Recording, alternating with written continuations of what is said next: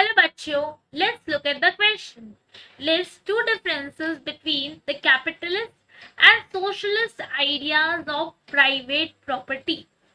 Okay, तो question में हमें क्या पूछा जा रहा है कि जो सोशलिस्ट थे और कैपिटलिस्ट थे उनका प्राइवेट प्रॉपर्टी को लेकर क्या सोच थी, उसमें क्या डिफरेंस था।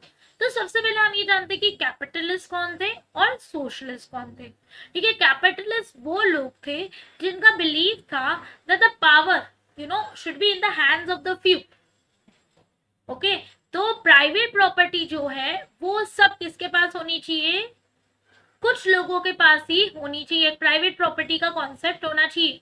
तो सोशलिस्ट ये बिलीव नहीं करते थे। सोशलिस्ट क्या बिलीव करते थे, दैट जितनी भी प्रॉपर्टी है वो इक्वली डिवाइड होनी चाहिए।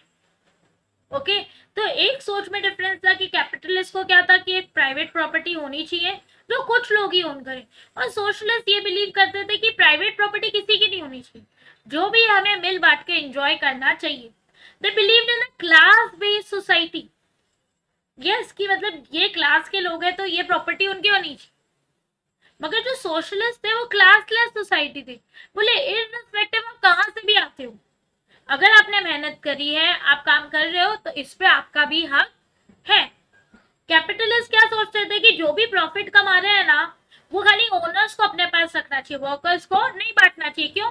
पैसा किसका लगा है, ओनर्स का लगा है, तो सारा मजा वर्कर्स क्यों उठा लें। बट जो सोशलिस्ट थे वो ये बिलीव करते थे कि मेहनत किसकी है, वर्कर्स की, तो जो भी प्रॉफिट कमाया जा रहा है वो इक्वली किस में बंटना चाहिए, वर्कर्स के बीच में बंटना चाहिए। तो जो कैपिटलिस्ट थे, they were very privatize people, they didn't wanted to share or spread their income to others. But जो socialists थे, they were someone who would want everybody, the entire community, to come together and enjoy the fruits of their hard work. I hope you have understood the question as well as the answer.